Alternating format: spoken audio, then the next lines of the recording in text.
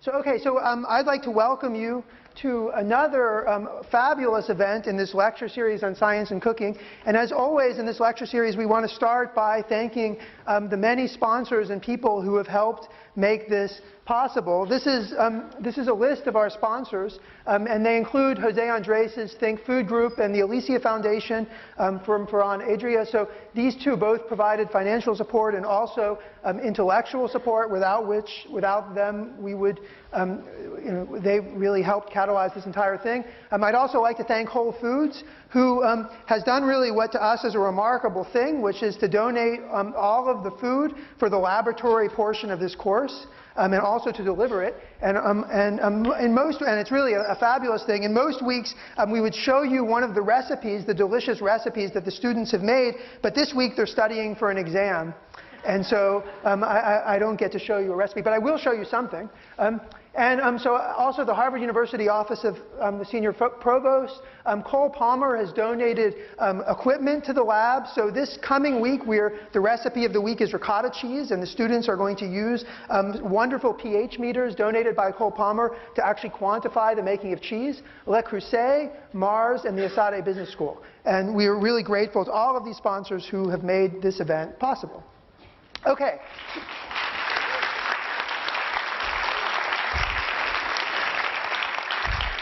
Okay, so my job, this is the warm-up act. I'm sort of getting used to being a warm-up act, but I'm not good at it now and I wasn't before. So my job is to do the following thing.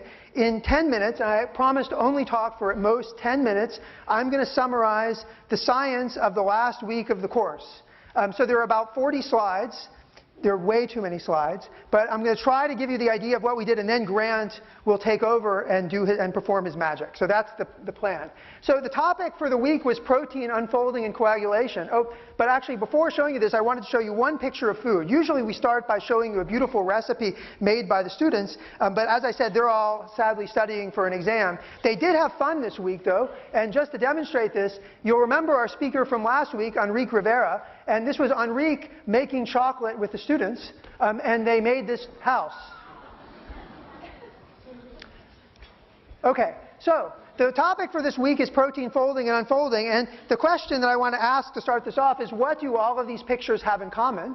So this is ceviche, this is a custard, these are shrimp noodles, and this is an egg. And the answer is, there are two answers. They're all part of the labs in this class. That's the first answer. But the second is they all involve the denaturing and coagulation of proteins. And so every week we have a theme, we have learning objectives, and we had an equation. Now for those of you who have been here before, you know you're supposed to clap for the equation, but not yet, because I have to explain it to you first. The theme of the week is that the unfolding and coagulation of proteins is central to cooking, and this can happen with a variety of different stimuli, including heat, acidity, salt, and enzymatic activity. And if I show you nothing else, I'll show you at least one remarkable picture of this in this brief introduction. And then we have an equation which really encapsulates all of these ideas. So okay, so the lecture started in the class by asking, what is protein denaturation, what is coagulation, and how do we cause this to happen during cooking, and why does it happen? What are the underlying scientific mechanisms for it? For those of you who were here in our first week when Joan Roca gave a lecture, we talked about the phase behavior of water, and we talked about the fact that the liquid-gas transition, which is the boiling of water, basically corresponds to a transition between two regimes, one in which the molecules like to stick to each other, and the other is in which the molecules like to move away from each other. And we had an equation of the week from the first week which quantified this transition. So in food, there are also transitions. These are the various transitions that occur when you cook an egg, and these are more complicated. This is an egg. This is cooking fish. Cooking fish involves the denaturing of a protein and coagulation called myosin. This is cooking the fish again. This is actually plotting the cooking of a fish not as a function of temperature, but as a function of pH. And actually, in one of the labs in this class, we showed that the transition happens at about pH 2. And the point of this week, and the point that I would like to leave all of you with, is that all of these transitions involve a complicated but rather simple to encapsulate process. And it's a two-step process which involves proteins, which are major ingredients of food. You've all seen them on food labels. And these processes unfold the proteins, which are initially folded up into a long thing, and then the long things stick to each other. And that's what happens. All of those processes involve this long thing unfolding and sticking to each other. And the point that we emphasized in the class was that these two phenomena can be controlled as a function of temperature, salt concentration, and pH. Okay, so what I'm trying to tell you is that when tuna is uncooked, the protein myosin within it is folded, whereas when it's cooked, as it is in the crust around this tuna, something that we actually showed in a lecture one day in this class, the protein is actually unfolded and coagulated. And that's basically the way it goes. And so the point is, and this is, I'm almost done, don't worry. The point is that there are many ways to drive this process when cooking. And if you look at recipes and you start to look and ask the recipes what is actually going on, you can identify and indeed quantify various places where this process is occurring and being controlled in a variety of different ways. And just to demonstrate this, I'm going to show you a couple of recipes. And then I think my warm-up act is about over. I'm almost out of steam. There are about 20 more slides, but I'm running out of steam. So let me show you a couple of recipes that we talked about in the class, which I think are sort of interesting. One is poached eggs. So now the interesting thing about poached eggs, it's a very simple recipe. You simply take vinegar, which is an acid, and you pour it into water with eggs.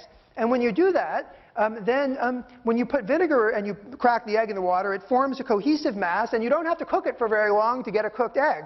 Whereas when you boil an egg, when you normally hard boil an egg, it takes much longer. This is because vinegar is an acid, and it facilitates protein unfolding and coagulation for reasons that we described this week to the students. So another interesting process is the famous 100-year-old eggs. Has anyone eaten a 100-year-old egg? That's good. Have you ever eaten a 100-year-old? Grant hasn't eaten a 100-year-old egg. Okay, so a 100-year-old egg actually has a very interesting recipe. This is a recipe that we found on the web for 100-year-old eggs. What you're supposed to do is boil the hot water. Then you're supposed to pour in salt. You're supposed to pour in an enormous quantity of salt, 1 quart of salt. Then what you're supposed to do is put the eggs in a jar without breaking them. Wait till the water cools, so not hot water, and then pour the water in a jar and seal it. And it turns out if you do this, it cooks the egg.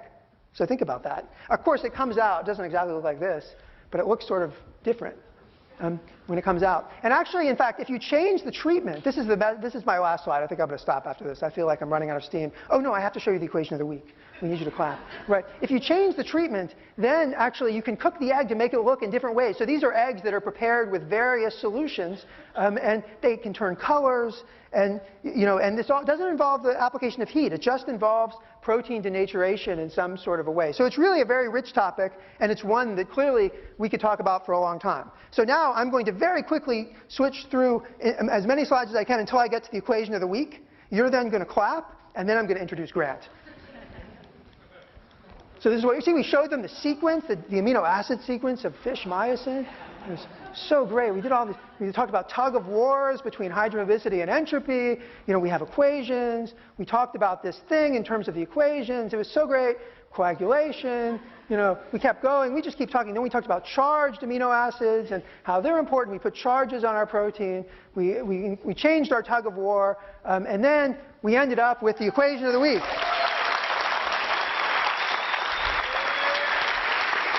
And so, very good.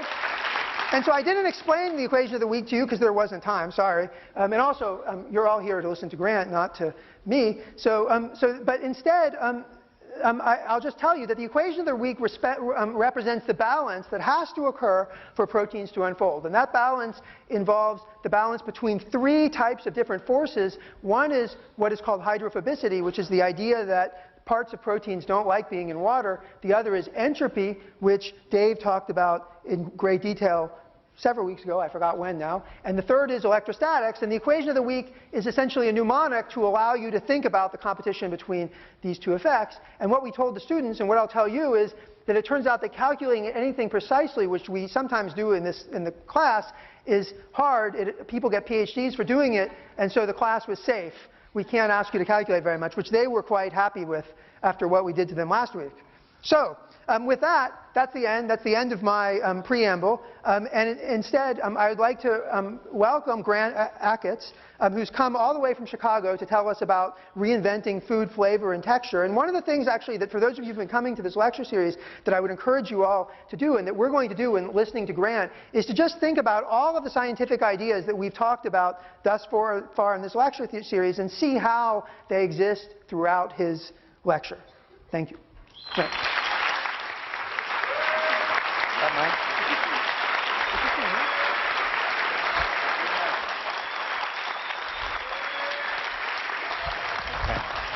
Hello, everyone. Excited to be here. Wait a minute, who is that? There they are. So yeah, we're going to talk about flavor and texture. And we're going to articulate that through basically the creative process that we use at Alinea. There's Mike. Hey, Mike. First, I'm going to run a quick video that is going to basically introduce the restaurant visually to you, kind of give you a sense of what we do and how we do it really quick. And then we'll break right into some more specific examples. So we're good here? Okay.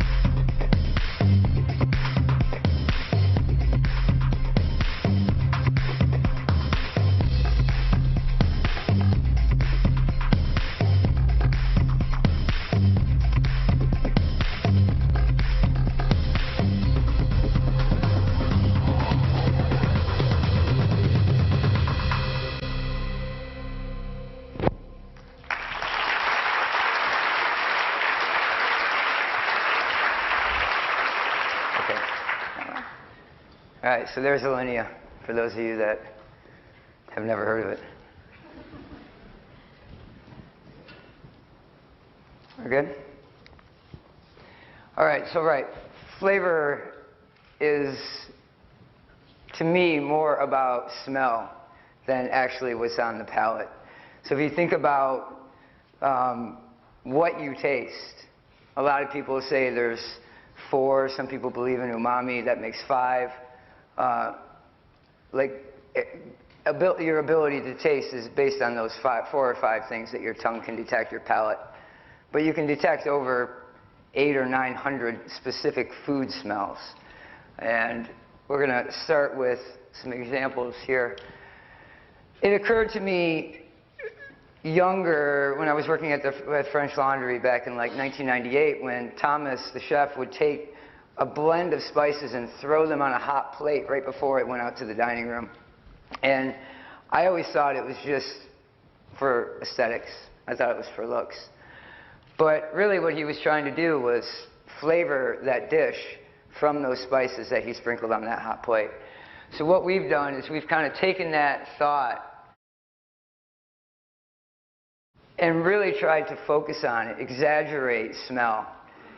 This is an example of a course where we skewer the food on a vanilla bean and tempura fry the end. We call this the aromatic handle technique. So the guest is asked to pick up the bite of food by the vanilla bean, lower it into their mouth. Obviously the proximity of that action puts the vanilla bean very close to their nose, flavors the bite with smell. Some more examples, excuse me, some smoking cinnamon, complementing a bison dish with beets. And this is a concept where we have rosemary on the table prior to the guest arriving. It's in a holder. And at some point in their meal, excuse me, the brick comes with the lamb on it that has a hole drilled in it. And the front of the house will take out the rosemary, place it in the 600-degree brick. It activates the volatile oils in the rosemary and flavors the bites of lamb from the smell. One other aspect of smell that I think is important is how it can affect your memory. And one question we ask ourselves all the time is, can memory affect flavor? So we've all have fond memories probably of growing up and being in your family's home around the holidays, where every year you would cook the same thing, your mother, your grandmother, apple pie, roast chicken, whatever it is. And so you have those memories. One question is, if you remember those and they're pleasant memories, can they make the food that you're eating taste better? And that's one thing that we try to do with this course. So I grew up in Michigan, and it was very popular to rake the oak leaves in your front yard into a pile. You and your friends would jump in them. Your bigger brother, the bully on the street, would shove the leaves down your shirt. And then eventually you'd light them on fire. Now, that's probably not happening so much anymore. But so for me, fall was the smell of burning oak leaves. And so it was a very important part of my childhood. And as soon as I smell that, I'm transported back in time to a good place. When chefs cook now, it's obvious that the priorities are on seasonal, fresh ingredients. Every cook, every chef working today pretty much abides by that. But what a lot of people don't incorporate into their dishes is seasonal smells. So we said we're gonna, using the same concept of the aromatic handle that I talked about with the vanilla bean, we take oak branches, we get them from our local florist, and clean them, strip down the ends like you would, like it would be a bamboo skewer, basically. And we put seasonal ingredients on the end. In this case, pheasant, roasted shallot, and apple cider gelée set with agar-agar. And we tempura fry it. And basically, right before it goes out into the dining room, we take a torch and we light the leaves on fire. It's delivered to the table as you see it there, smoldering, smell of smoldering oak leaves with a bite of highly seasonal food. So we have a video here. I'll show you how we put it together. like I said, we get the branches, we trim them down, peel it with the peeler, and we have pheasant breast that's been poached in sous vide at 62 degrees Celsius. The apple cider, like I said, is apple cider cooked with orchard apples and set with agar-agar so that it remains a gel under pretty extreme heat of the fryer. And then a roasted shallot. So that's tempura fried. The tempura batter is a little bit untraditional in that we don't use any egg products. It's simply carbonated water, flour, cornstarch, and baking soda. And we're frying it at like 375 or so. A lot of people burn their hands doing this. It's one of those rites of passage at Alinea. See how many you can fry at one time. You're pretty cool if you can do like 6 or 7. So then we light them on fire. Like I said, they go out to the dining room. And we've had people, I'm not exaggerating, we've had people cry when they get this course. Because, in a good way. Because, not because the ash fell in their lap and burned them. But, you know, it's a really powerful thing. Smell memory is a very powerful thing. So the question I go back to is, if you're building these memories through your childhood, or at any time, and you take a bite of food while you're remembering something, does it make the food taste better? I think it does. So, speaking on smell again, can something taste better when it's at the peak of its season before you even taste it? In other words, we all know that really good ripe tomatoes happen in mid to late summer. And the tomatoes are perfect. You grew them in your backyard. What if I blindfolded you and gave you a crummy hothouse tomato and one that was right out of the garden, perfectly ripe? And then we gave you something to smell while you were tasting them both. Would you be able to tell the difference? I don't know. I think it makes a big impact in our flavor perception when we smell things. So let's take out of your little Chinese to-go box there, and you'll see a clear envelope.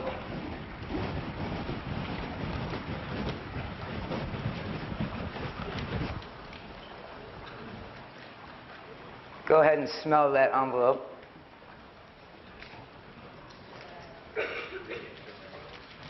Is that easily recognizable? I can smell it from here. Stuff's intense, right? Everybody knows what that smell is, right? Can somebody tell me? It's fresh cut grass.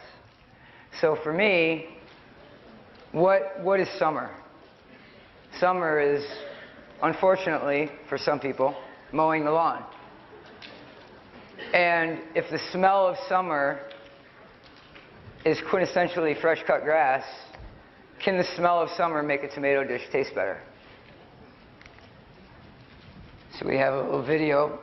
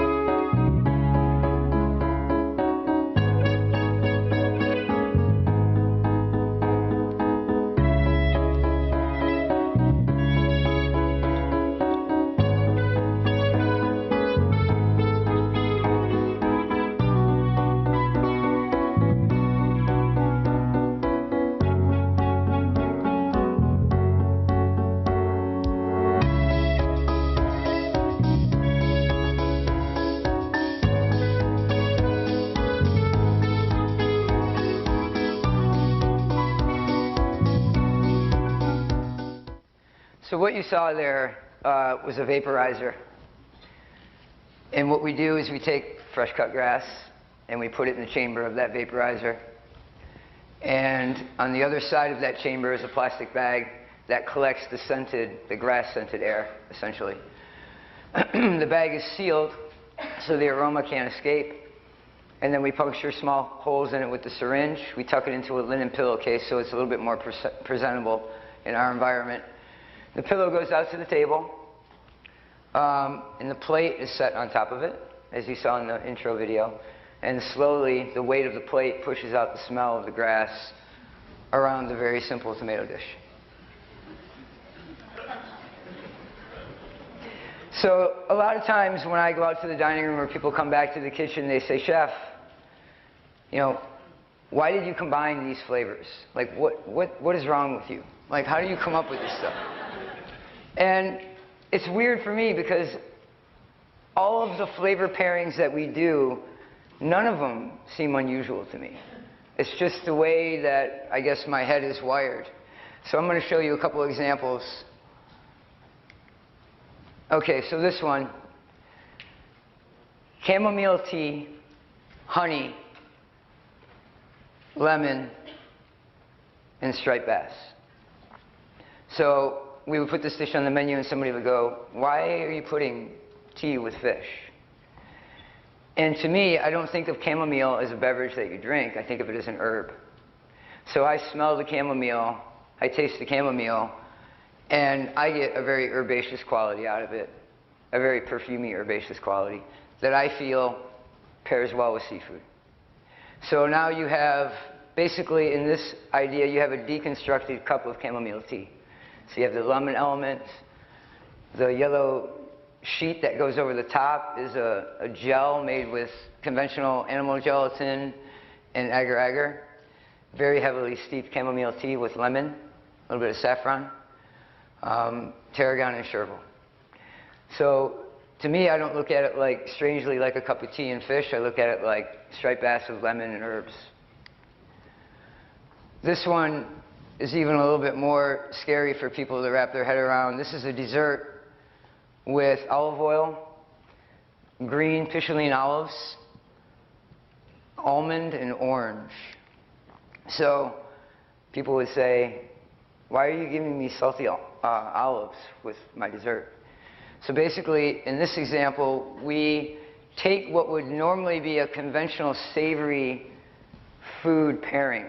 Like if I said to you, oranges, olive oil, almonds, you're thinking south of France, maybe Spain, in a salad form, something like that. It's not that unconventional. As soon as we turn it into a dessert, it becomes unusual. But we already know that the flavors work together. So now in the kitchen, what we have to do is we have to adjust the sugar level and the salt level and make it sweeter, push it to that sweet side, and bring in some balance. So if you look at it, you pull it apart, the olive oil is turned into an ice cream. Very fatty and rich, mouth coating. The orange is turned into a sorbet, very acidic. The almond is a cookie on the bottom. And the green olive there's some actual green olives in there, and then we take the brine of the olive and thicken it with pectin and make like an olive brine pudding. And that adds the salinity that balances the bitterness of the olive oil, the creaminess of the olive oil ice cream, and the acidity from the orange. Watermelon and fish. So this is a very special Japanese fish, highly seasonal in the middle of summer, called ayu, aka watermelon fish. So we get this fish from a purveyor that flies it in from the Tsukiji market. I grab it for the first time and smell it, and it smells like watermelon. And that's obviously why they give it the nickname. So I say to myself, well, the fish is not literally made of watermelon. It just smells like watermelon. So we're in the kitchen, and a bunch of us are standing around. We're poking at the fish. We're smelling it. What are we going to do with this beautiful fish? Well, it smells intensely of watermelon. Let's serve it with watermelon.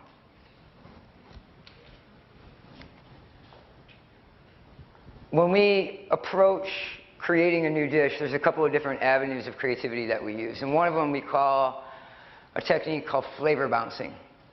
So imagine if you have white beans, right? I want to make a white bean puree. We're in let's say it's fall. The way we would go about creating this dish is we come up with a laundry list of every ingredient that we can think of that goes with white beans. So clearly we're not going to have all of these ingredients on the plate. So we have to eliminate some. And here's the process that we use. Basically, the way this works is if you have your focal ingredient in the middle, let's say it's white beans, you're trying to build a dish around that. So typically how I start is I'll say the first thing that comes to mind, I'll say something like bacon, right? Well, I know bacon or any type of pork product, pancetta, ham, they all go with white beans, right? So then I'll go, okay, well, what goes with bacon? That also goes with white beans. So maybe I'll say apple or pear. So apple and pear go with bacon, they also go with white beans. So now the next one that enters the equation, say it's maple syrup. Now maple syrup needs to go with white beans, which it does. Needs to go with apples, which it does. And needs to go with bacon or pancetta or ham, which it does. So you keep building this kind of system, what we call bouncing flavors. So basically, you just keep going. Let's throw an oddball one in there. Beer, right? So does Guinness go with white beans? Sure, everybody drinks beer with their pork and beans, right? Does beer go with maple syrup? Absolutely, they make some beer with maple syrup. Does beer go with apples? Well, of course you can drink beer with apples. And does beer go with bacon? Well, everything goes with bacon, so of course beer goes with bacon. So you keep going like this, and you build the flavors this way, and you just keep bouncing them off each other. Beer and almonds? Yeah, when you're sitting at the bar, you eat salted almonds. Almonds with bacon? Sure. The only rule to this is that starting with the focal ingredient, whatever supporting component that you put in the puzzle has to go with every other one. Let's say instead of beer, we would have went with red wine. Okay, I can see red wine going with beans.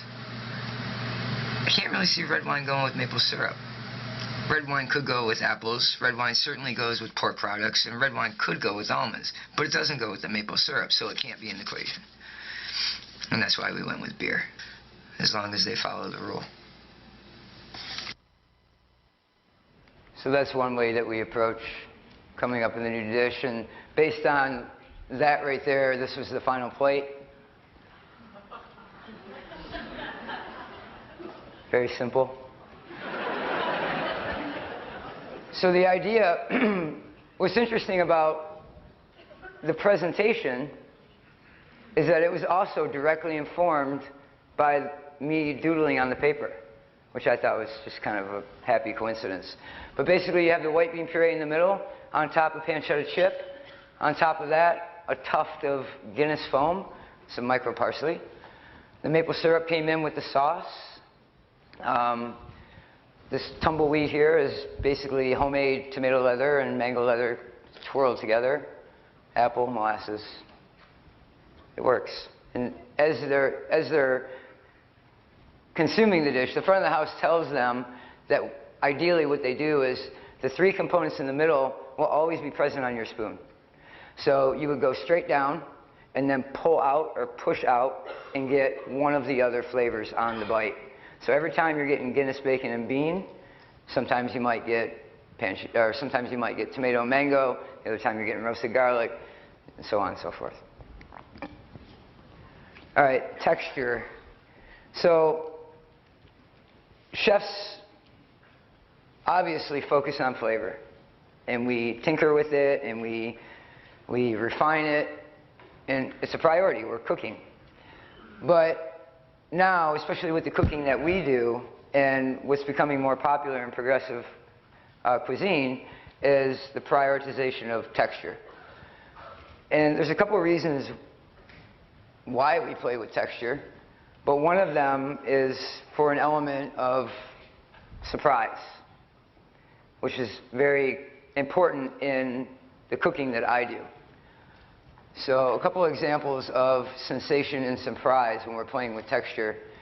This is, of course, we call the black truffle explosion. And literally what we have is a truffle stock that we gel with conventional animal gelatin. We roll it in between 2 sheets of normal pasta and make a ravioli.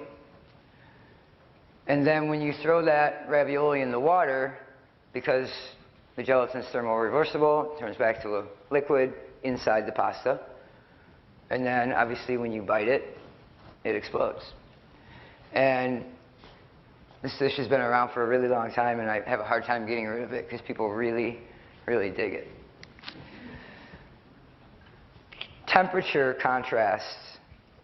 So this concept, I collaborate with a designer by the name of Martin Kastner, and he creates all the special serviceware for the restaurant. So I came to Martin and I said, I want to create a service piece that we can separate temperature until right before the guest consumes it. So they can have hot and cold in their mouth at the same time. Now, I don't know if many of you have experienced that, but it's a pretty neat sensation. So I have a little video here of what we came up with.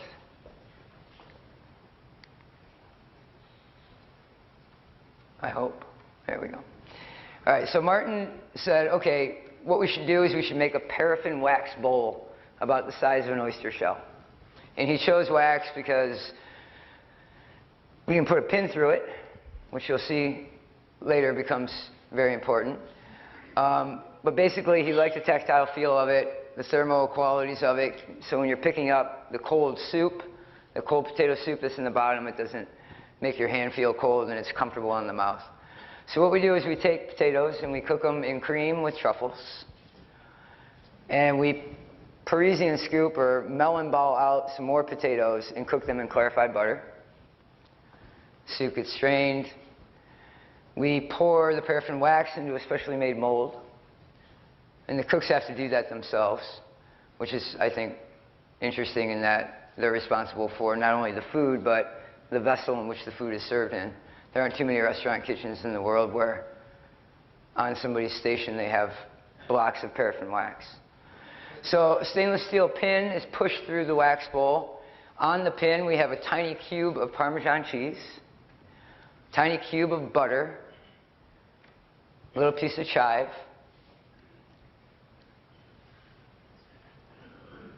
in the bowl goes the cold potato soup at about 40 degrees. And then the hot potato sphere that's been cooked in clarified butter, so it's about 240 degrees or so. Goes out to the dining room. The guest is instructed to pick up the bowl in one hand and with the other hand pull the pin, releasing the garnishes into the soup, and then slurp it back like an oyster. They get the hot potato sphere and the cold potato soup at the same time.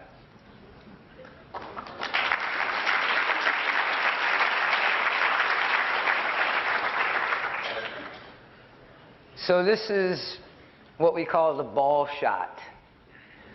So what you see in that crate and barrel shot glass is celery juice, a micrio encased apple juice, and some celery leaves on top. So what you're instructed to do is take that glass, knock it back, open up wide so the ball kind of rolls out of the glass, falls into your mouth. And then, of course, when you close your mouth, the ball explodes, releasing the apple juice that's inside. So same concept as the black truffle explosion. We juice Granny Smith apples, season them with salt, sugar, and malic acid. We freeze them in sphere molds. We take micrio, white chocolate, horseradish, sugar, salt, and distilled vinegar, and make basically Micrio's cocoa powder, or cocoa butter basically. Make kind of like a savory white chocolate. We take the frozen apple juice, put it on a pin, dip it quickly in the Micrio, put it back in the refrigerator, so the Micrio sets instantly on the frozen apple. Back into the refrigerator where the apple juice then melts, returns to a liquid. And you can see this is the finished ball. And with a little bit of pressure, they basically just blow up. So the wall is very thin, maybe, 30 seconds of an inch or something. It's very, very delicate and fragile. And the sensation is very cool. All right, so now we're actually going to give you a little bit of a demo. In the white box, if you can dig out the other little goodie in there.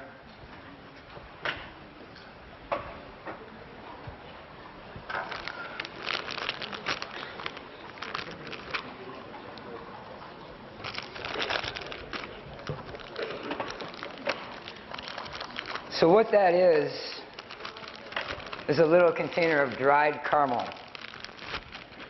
So we talk about texture and surprise and that sort of thing. Well, what we have is very simply, Christian here has caramel that's going in the RoboCoupe. So burnt sugar, heavy cream, essentially. And we have tapioca maltodextrin here. So what he's going to do is take the caramel, food process it with the tapioca maltodextrin, which allows us to essentially dry it out, the maltodextrin being a fat soluble. Sounds like you're eating it.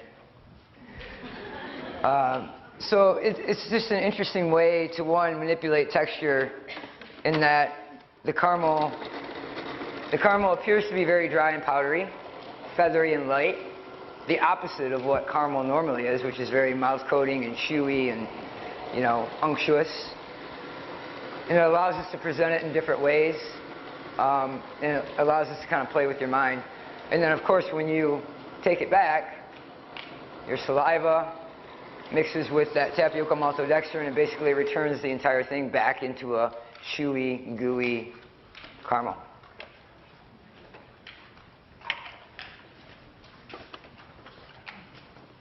You ever used one of these before?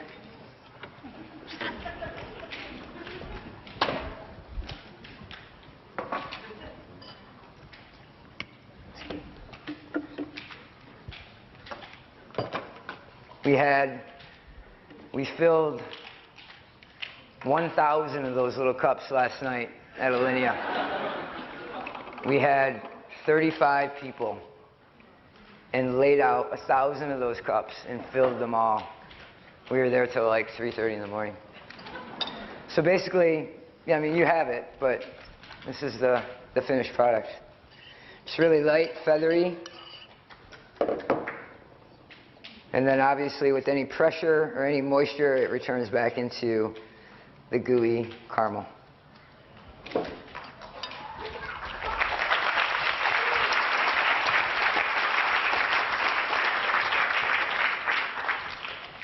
All right. So more textural manipulation. Salad. Most people have salad in this country before their main courses, but traditionally served after the main courses, and it kind of is used as more of a palate cleanser. Usually it's some type of vinaigrette, has a high level of acid. The greens themselves are usually pretty bitter, and it goes at the end of the meal to cleanse, transitioning you into dessert.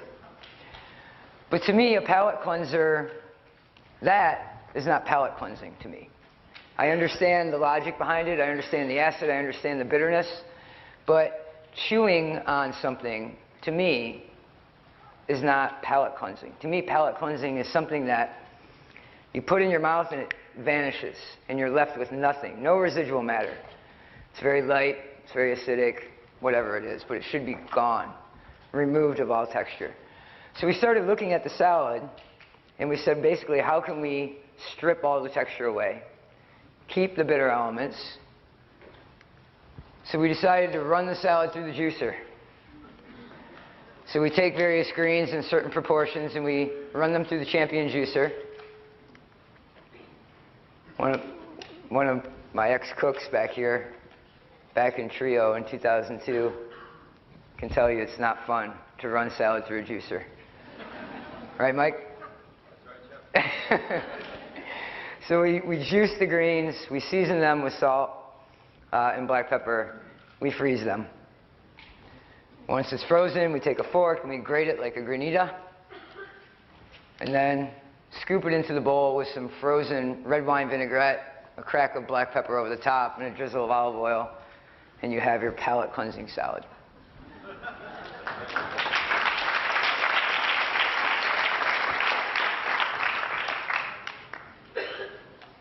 I'm just going to roll this video. I'll talk about this one after we're done with the video here.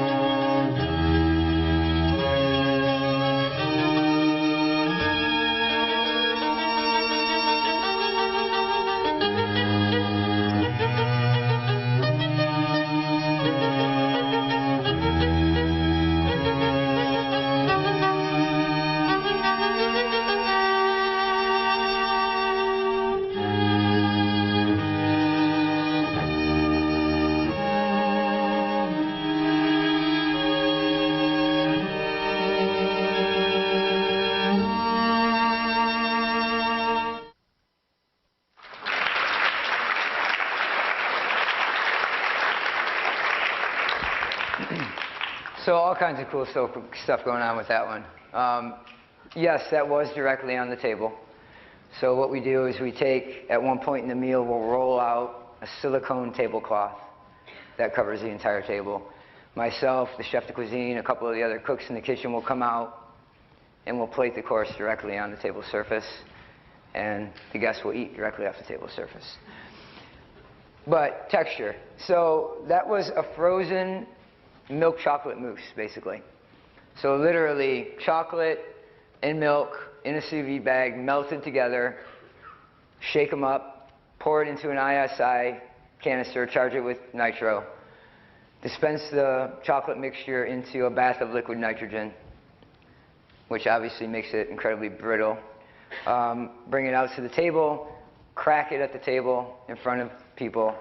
As they eat, their first couple bites, they have crunchy chocolate.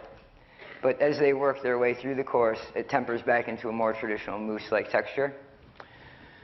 In the glass cylinders, you saw a honey custard.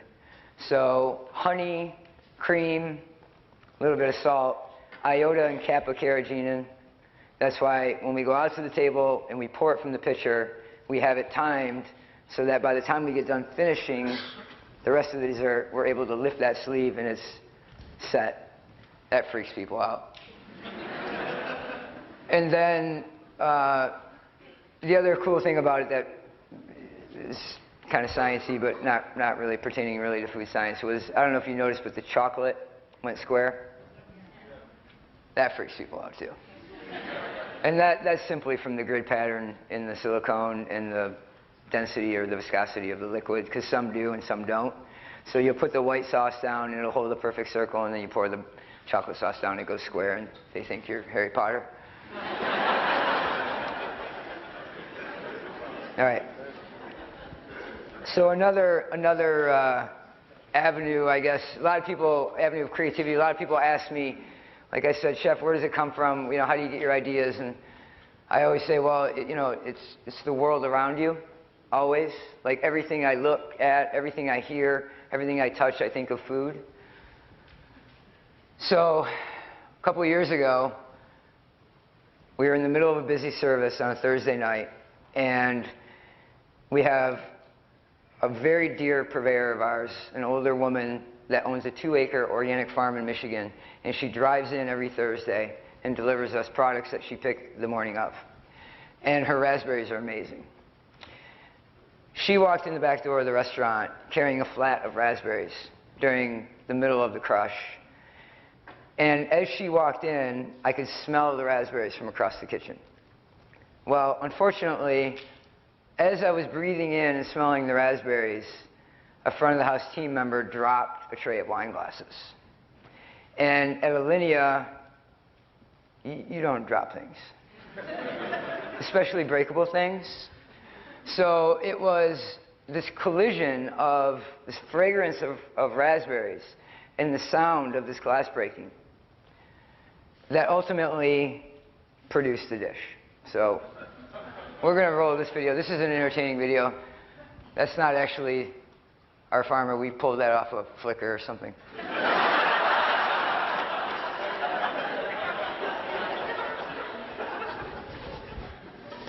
This is very entertaining.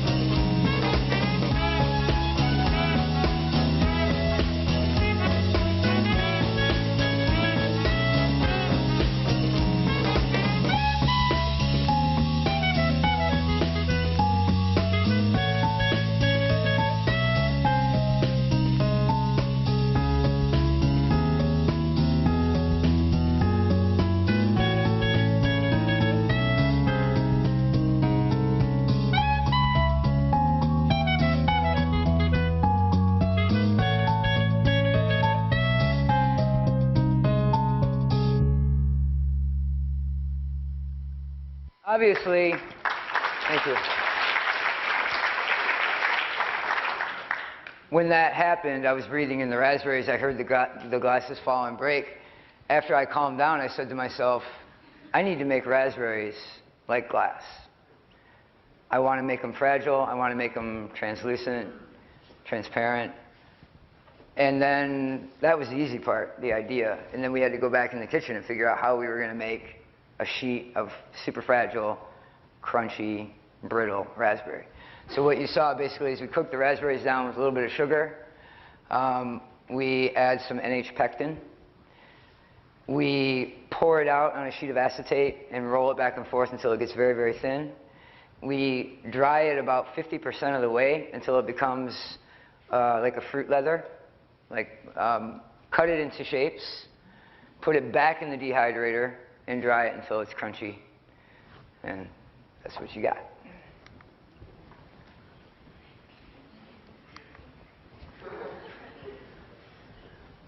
So in this example, we manipulate the textures of familiar ingredients. In this case, you have pineapple and bacon. We actually render the bacon of its fat. So we kind of grind it up or chop it up and cook it over a medium heat until it releases all the fat.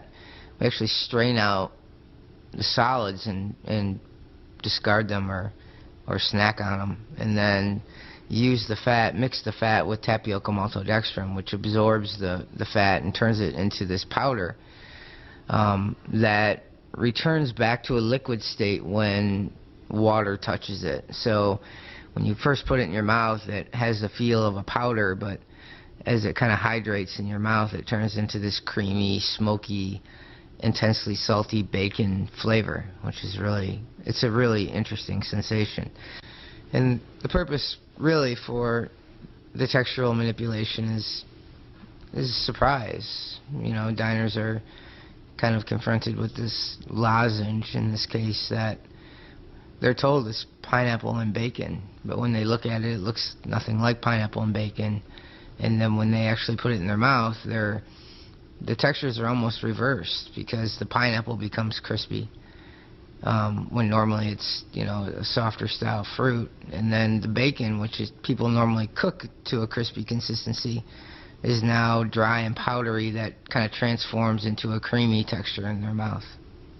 It's a reversal in texture, I would say, and that becomes kind of the surprising element that people find entertaining and kind of enjoy when they're experiencing the restaurant. And that's really what texture, you know, texture is a sensation. So if we can kind of manipulate and push things in certain directions that are a little bit more unfamiliar on the palate texturally, it produces a more unique eating experience. So that was made very much the same way, only instead of NH-pectin, we used something called Pure Coat, which is a modified tapioca starch. Cook the pineapple, add the Pure Coat, goes through the same drying process. The tapioca is pretty self-explanatory, and then just wrap it when it's malleable, and then dry it fully once the package is assembled. And you literally crunch through and hit that bacon in the middle. All right, so these are a couple examples of what we call frozen and chewy, little one-bite courses that we do. Again, using a modified starch. This one we use Ultratex 3. They have all these goofy names for them, right? But basically we figured out that when you thicken something and then subject it to different levels of freezing, obviously it's going to manipulate the texture in very different ways depending on how much you gel it and how much you freeze it. And one thing that we found that was very pleasant was, in this case you have a huckleberry, so huckleberry juice thickened with the Ultratex, put into a mold and frozen at, I think this one was 15, 20 degrees. It becomes very chewy, almost like bubble gum, but in a way that, at least when I was a kid, when I would eat bubble gum, I always wished that I could chew it for a while and then it would go away. Like you could swallow it or it would just go away. Well, that's what this does. So you put it in your mouth, you start chewing it, and it's very much like bubble gum. You're chewing, you're chewing, you're chewing, and it's just gone. Turns back into a liquid and you swallow it. It's like the ultimate bubble gum. Same principle made with candy canes. So around the holiday time, we try to interject some like whimsical kind of nods to the season. So we literally take candy canes, cook them down in milk, thicken them with the Ultratex, freeze them, so you get frozen and chewy candy cane. Same concept with cranberry, some bitter orange puree. It's an interesting texture. So unconventional ingredients.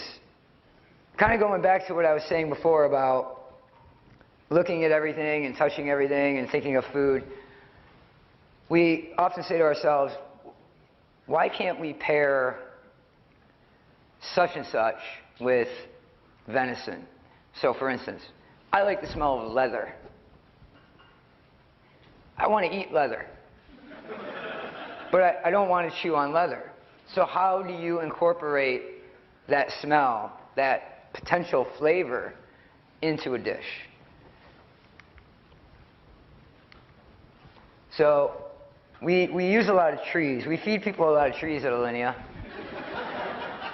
And, you know, we look at pine trees, and basically it's a giant rosemary plant, basically, right? So here we have pine, and we get all excited about this idea. We're gonna cook with pine. We're gonna serve people pine. What are we gonna do with pine? We go out and get a tree, and it gets plunked down in the kitchen, and we're like, well, okay, well, what do we do with the pine now? Like, how do you cook pine? So we go out and buy a rotary evaporator.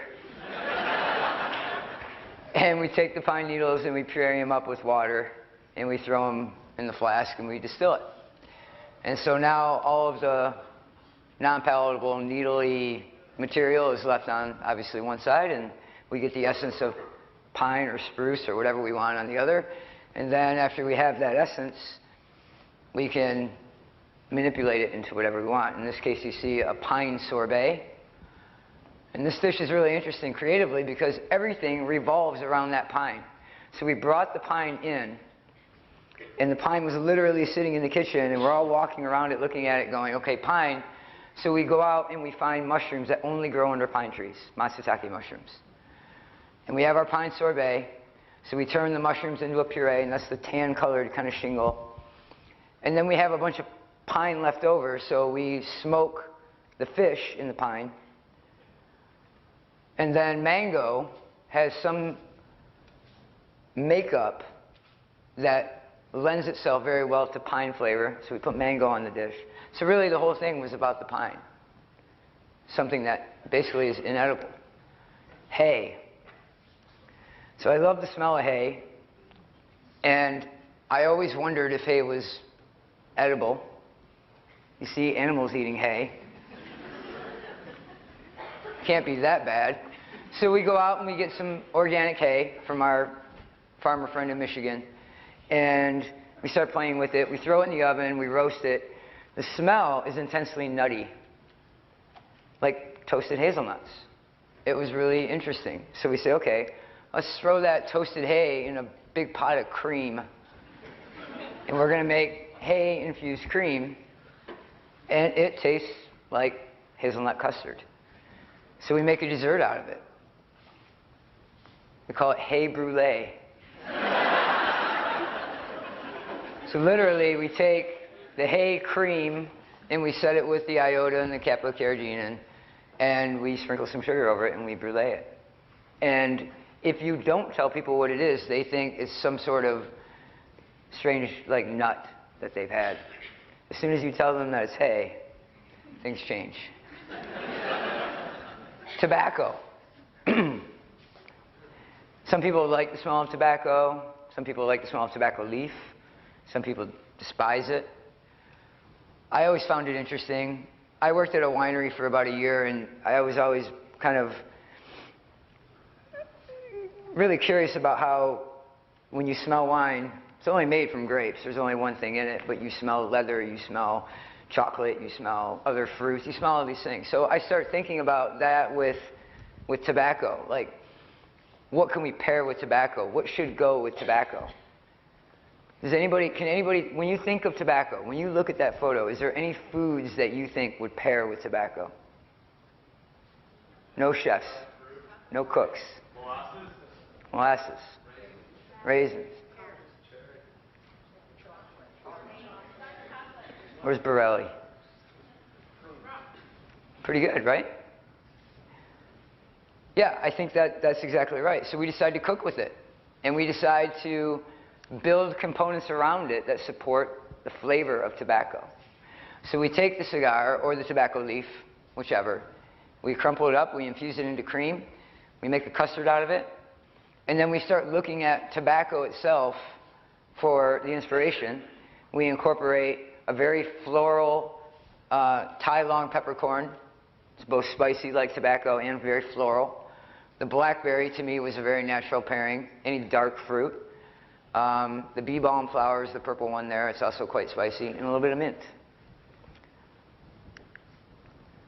Applewood, same thing. Smoke with applewood all the time, but what does actual wood taste like? So you can get dried wood, like those, that have a very different flavor than fresh wood, like a sapling.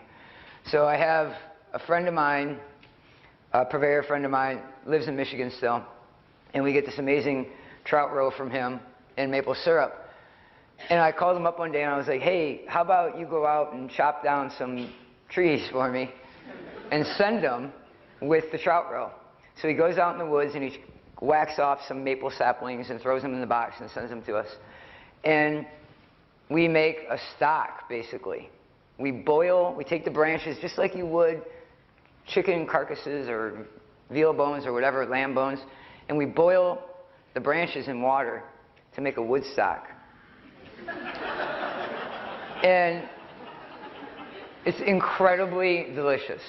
It's resiny, it's woody, but in a really interesting way. So we make ice cream out of it. That's what you see in the top corner there. Another example of ice cream. And we take the stock and we encapsulate it so that when you take that bite, you get that big resiny blast of wood flavor. It's really interesting. All right, so cocktails. We're about to open a bar in Chicago, a lounge, cocktail bar. And whenever we enter into these endeavors, like with Alinea, we say, we need to break it all apart, whatever it is. We need to pull it all apart, identify the components, ask a bunch of questions about them, throw out what we don't like, keep what we do like, and then put it all back together in a way that we want. So when we start thinking about opening this bar, I mean, naturally, the first thing you say is, what is a cocktail? Those are cocktail sauce. So when you ask people what a cocktail is, they're always going to say liquid. They're going to say spirit, you know, some type of sweetener, some type of dilution, but it's always revolving around liquid. So of course our immediate reaction was, well, let's make them solid. So these are some edible cocktails that we prepared at Alinea. And we start thinking about cocktails and we start thinking about our experience with cocktails and alcoholic beverages. One of the guys said, hey, I don't know how it came up, hey, what about that frozen margarita daiquiri thing at TGI Fridays? And we said, hey, there might be something there. Like that texture, that frozen slushy texture is something that's really interesting and really good. I think we can make it better than Fridays. This is what we came up with.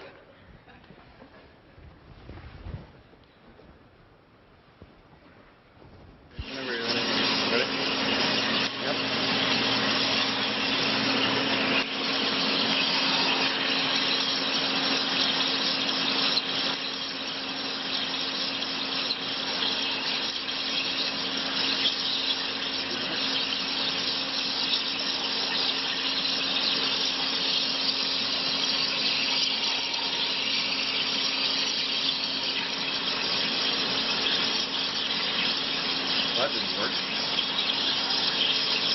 Oh, there we go. Plus.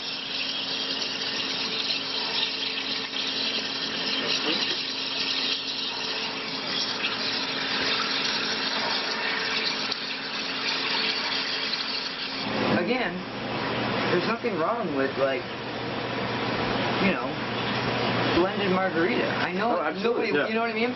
Right. If you did it with perfect ingredients. Perfect. And then we're also freezing the water already in the cocktail that's going to keep it cold without adding water that's going to dilute it later on. So as it sits, it's not going to dilute. Right. It's going to dilute itself, which will be keeping the integrity of the cocktail. Right. It's perfect. Right. Like you're saying the cheesy Fridays with the strawberry daiquiri. So what? We make it with perfectly ripe strawberries and beautiful. You know, we make it perfect.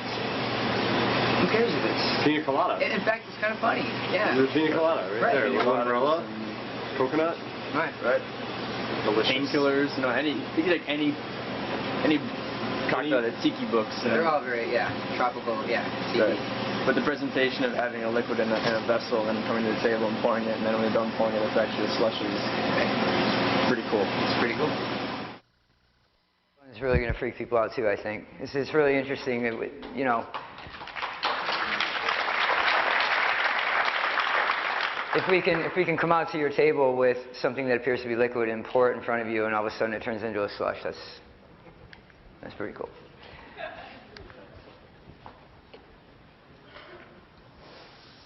A couple of videos right in a row here, so bear with me. So what is the actual cocktail? Gin and tonic. I know, but what is the... Base is juniper gin from Anchor in San Francisco. Yellow chartreuse, citric acid, a little simple syrup, and then tonic water. And they're just cucumber encapsulations. Yeah, seasoned cucumber, salt, sugar, cucumber juice, encapsulated. 96-ish of them, depending on how many.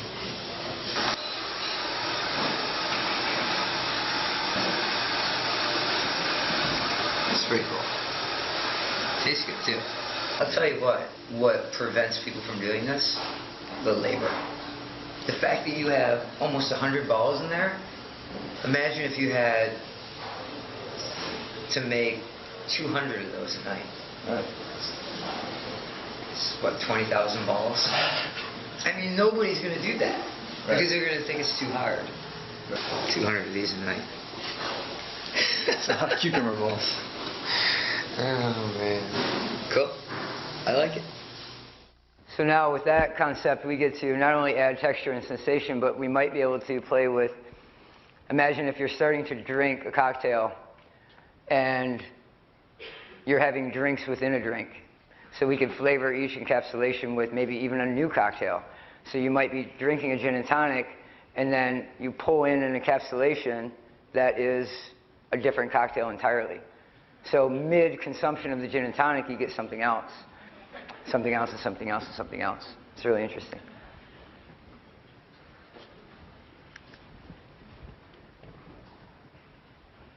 Another version of the gin and tonic, this one dried. So basically we said, how come there's no alcohol powder? And there's good reasons for that, I'm sure, but we said we want to try to figure this out because you can find like spray-dried wine in some cases, but not like real booze or real, you can't customize it. So I can tell you what we're doing here. We took a neutral grain spirit and mixed it with the maltodextrin, and then flavored it as it would be with gin. So juniper, added some lime oil, quinine powder, and some sugar, and a little bit of baking soda so that when you put it in your mouth, it starts to fizz like the tonic was carbonated. So that's a fun one. Fun and dangerous.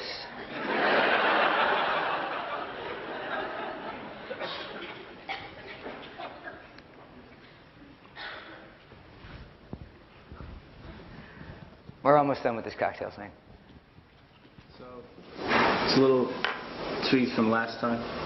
Pineapple powder, freeze-dried pineapples, partially dehydrated pineapple in cubes, partially dried orange supreme, pasteurized pudding, finger lime cells, vanilla Malden salt, some raw demerara sugar, pineapple ice, and then in here we have coconut water, coconut milk, Florida 4-year with Tuzlum rum and Sailor Jerry. This is 35 grams. So weighed out. This is weighed out. The liquid's weighed out. This is the same one we had earlier today. Okay. So we just pour and go. Should just pour everything and go.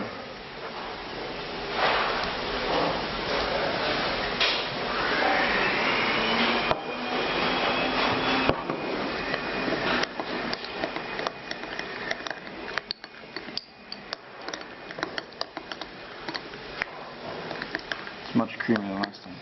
This is a vast improvement. And having the coconut milk and just the freeze-dried kind of thickens it to a nice pudding texture with chunks of the freeze-dried pineapple, fresh pineapple cubes. The fruit's larger too, right? Yeah, the chunks of the fruit are larger.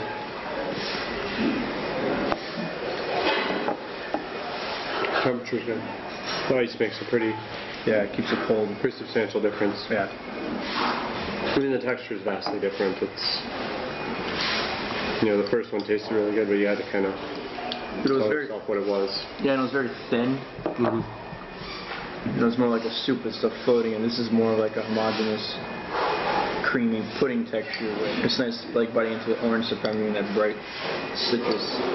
The finger limes kind of do it for me, for lack of a better analogy, I guess. That sort of caviar burst that you hit. Right, you don't really hear it in your mouth too. There's a nice crunch to it almost, and then it just pops. Yeah, it's pudding, for sure. So it's a alcoholic pudding. All right, color. We're almost done. How does color influence flavor? This is not anything new. People talk about this all the time. If you're looking at something red and you take a bite of an apple, does it taste more like an apple? But we're playing with it at the restaurant. I just put that in there because I thought it was interesting how clearly before you even take a bite of the Starburst, you're informed about what's to follow by the color. A little bit marketing, but that can cross over into our world as well. Same with the chocolate. Obviously, there's a reason that wrapper is brown. So we look at the color wheel, and when we're presenting food, we say, how can we make the food look better? Most plates are just white in restaurants. Maybe we ought to look at getting a different color plate for specific to different colors of foodstuffs that we're going to put on it. So say we're going to do squash. To me, like, the orange of the plate on the blue is exciting and dramatic, where the white just looks boring. And so this is what we were really trying to get at. So we started to play with orange foods, trying to make a monochromatic composition on the plate that would be then presented on a blue background, doing the opposite color in the spectrum, and see how we would react to that. Going beyond the plate, we started to think about changing the environment in which you're eating. So what if we had the service team change their clothes depending on what course they were delivering to the table? So you can watch the food on the tray in relation to the jacket, his jacket color. It really does make a difference, the way you perceive it before you even take a bite, which I think is something that we're going to play with. There's a lot of possibilities there. I think we're done.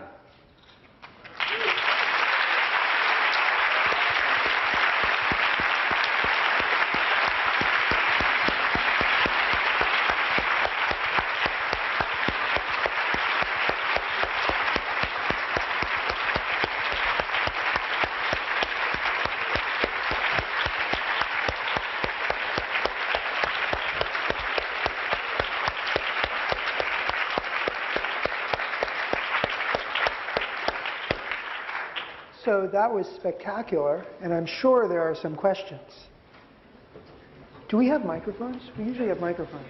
So we have two people with microphones who will randomly choose people whose hands are up to ask questions. So, hi. It sounds like you're adding a lot of stuff to the food, and it's almost like has this Dow chemically sound feel to it. Can you just? I'm sure you're not introducing a lot of artificial chemicals into it, and I was just wondering how natural these, like the maltodextrose and all these other things are. We have a very small repertoire of what we call the magic white powders in our spice cabinet, and most of them are things that you eat every day that you don't even realize that you eat. So in other words, when you go to Starbucks and get a latte, there's carrageenan in that cream that they put in your latte, or the milk as a stabilizer. So we definitely use them when we use them as a tool to get a desired result. Most of our food doesn't have them in it at all, I would say. But even if it did, I mean, we're talking about seaweed extracts, we're talking about modified corn starches, tapioca-based starches. That's really about it. So a question on this side is there? Make sure you turn the microphone on. Yeah, it's on. Sorry. It's on, actually. Hello? Oh, sorry. In all your experimentation, what was your most successful accident used for service? Most successful Accident. that we use for service. Yeah.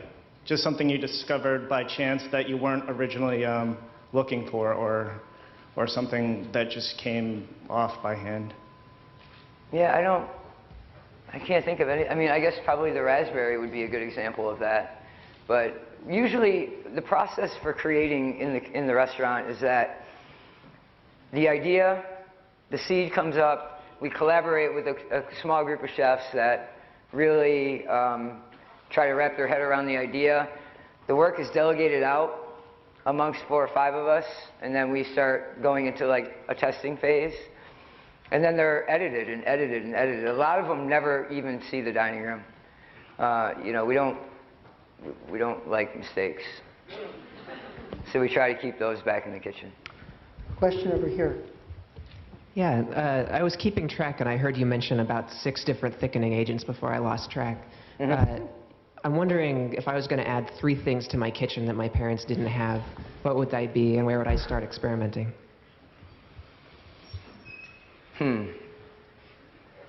I would probably xanthan gum. Yep. Probably an iota carrageenan, so you can play with dairies, and probably agar-agar. Yeah. It's a perfect question for our class. We study thickening agents. So there's somebody on this side. Have you ever considered to be more experimental with architectural space as well, like more bigger dimension? It's difficult. We hope to, and we had hoped to, and we change the linea as much as we can through a couple of different elements, a couple of different tools that we have. We have LED lighting in the restaurant that can be dialed into basically any color that the human eye can see. So we can wash the walls in different colors depending on what's going on. But really, you're stuck with the space. Unless we come into a concept where, you know, we would take a linea on the road, let's say, and go to different venues and you know, it's becoming a little bit more popular now for chefs to, there's like a farm dinner, okay? So you would go cook at a farm or something like that. That would be interesting. But with the container that we have, we do the best that we can. Question on this side? You have the mic? You need a mic. Oh, I just have a question about the very specific smells, like the, for example, the pine or even the grass that we have. How does that, you know, pairing those with an individual dish, do you find that that kind of distracts other diners? Because, for example, when everyone opened up the grass, you could smell everywhere around here, even if you didn't have yours. Or how do you combat that? Well, we try to, what you have is a really intense version of the grass. There is some bleed over. I mean, it happens, right? But we try to engineer it and so that the smell stays pretty much in the proximity of the table. And we have a generous amount of spacing between tables at the restaurant to try to give people their own little micro environment to enjoy their dinner. But occasionally, like the burning oak leaves, if somebody's walking through the dining room with a tray of smoldering oak leaves, it's going to get to other tables. But then I ask myself if that is a bad thing, because currently we're serving that dish, and it's fall. So like a fireplace, you know, going in your home or your living room in the middle of winter when you walk in, it smells like winter. So if everybody's smelling grass, it smells like summer. So I don't think it's a bad thing. Did your knowledge of science and chemistry develop as a result of your need to create the kinds of dishes you had in mind, or did you sort of have parallel interests in cooking and science? Directly from creating tools and knowledge to try to make food. I was a terrible student. Yeah. I mean, the whole thing became very popular, I would say, starting around 2000, all of these techniques and the different gelling agents and, you know, the hydrocolloids and all that sort of thing. You know, it was a relatively new thing in haute cuisine. You know, food manufacturing and that sort of thing is different, but now it's become very much on the radar for high-end restaurants and chefs. Yeah, I was wondering, what percentage of your time or the restaurant's effort goes into designing dishes and actually cooking? I personally probably spend an hour or two every day that I'm at the restaurant, either conceptualizing or testing. And there's probably 7, 8 of us that really devote about that much time every day. So it's a tremendous amount of work that's set aside and time, resources to come up with these things and to make them work. To try to get them to work is pretty time consuming. Hi. So I was curious if there was a different ratio between fat and sugar if you're using tapioca maltodextrin, or is it all just one thing? And also I was curious if there was a way to make like a really hot foam, and would it still be stabilized at a really hot temperature, or is it only cooler temperatures? Well, the tapioca depends on your base, I would say. It's highly variable. So in the case of the caramel, it's going to require less tapioca maltodextrin than, say, I was trying to turn olive oil into a powder. So it kind of really depends on what you're... Well, we have ratios, but you know, it depends on what you're trying to dry. And as far as the foam, yeah, there's ways to make hot foams, but you would have to pick your stabilizing and your aeration component depending on what you want. So in other words, you might use soy lecithin or you might use gelatin. If you're going to have a cold foam, you would use gelatin, obviously. Soy lecithin is going to give you something that's stable at a hot temperature. I mean, we have them on the menu all the time. So currently we're doing a cider foam that goes with a pheasant dish, apple cider, soy lecithin, salt. It's 1,000 grams of base to 12 grams of soy. You know, the science of foams is the topic of next week. I'm not kidding. Somebody on this side. Who has the microphone? So roasted hay, wood stocks, apparently turned into very tasty things. There has to be some really abysmal failures you would never wish on the tongues of even your worst enemies. I mean... No particularly memorable ones you can share? There's tons of failures, but we know that going in. Like, we're not afraid to fail, but like I said, we just edit. So if something's not turning out, then we simply just abandon it or put it away and come back to it later. Yeah. So, hi. Has there been an experience or an aroma that you simply have not been able to captivate, which is a little bit like that question? So I'll add another one. How do you feel about the perfume industry?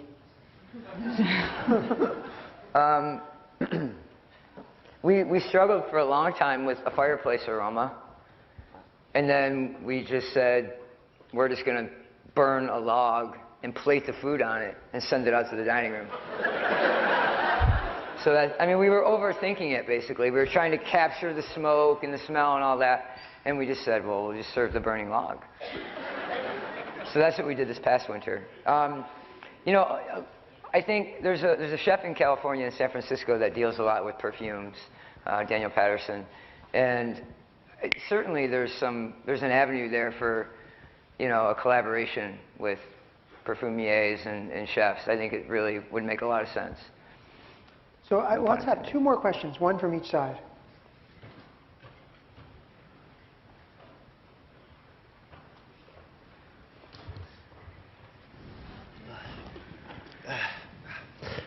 You deal with a lot of thickeners and a lot of different chemicals and all these. I mean, you've named countless amounts. What do you use for resources? Do you find them as they come along, or do you have books, or I mean, do you just call up Harold McGee every time you have a question, or? It's a combination of books, people coming to us now, you know, with whatever they have. And it's becoming very popular in progressive cooking. So all the purveyors have, you know, a lineup of different gelling agents and different emulsifiers and that sort of thing. And we're also a member of IFT. So when they have a trade show in Chicago, we typically go and wander around the show. And International Food Technologists. Yeah. I'm sorry? No, I believe it's nationwide. Yeah, and they have a show every year in Chicago. So last question, right over here. Where does the name Alinea come from? Have you chosen to have your kitchen on a floor below the dining room? And how much would a typical dinner for two be likely to go for? Alinea basically means the beginning of a new train of thought. And all my research on it was that when paper was a rare commodity a long time ago, rather than skip a line to start a new paragraph, they would just write that symbol so they wouldn't waste paper. Check average, $3.30 with wine. Our menu is $195 for just the food. That's 25 courses. We only have one menu, so you come in and you eat that, and that's it. You don't order, there's no a la carte, you don't get to make any choices. You come in, sit down, and you enjoy the show. If you want the wine pairing, it comes in, which most people do, it comes in right around $150, tax and gratuity. It's expensive. So with that... Oh, the kitchen. We've thought about that. I think it would be interesting. The problem is actually the inverse. In other words, do you really want to be in the kitchen looking up the dresses and skirts of diners? And how do they feel about that? I always thought it would be cool to look down in the kitchen, but you also have to look up. So that sounds like an excellent note upon which to thank.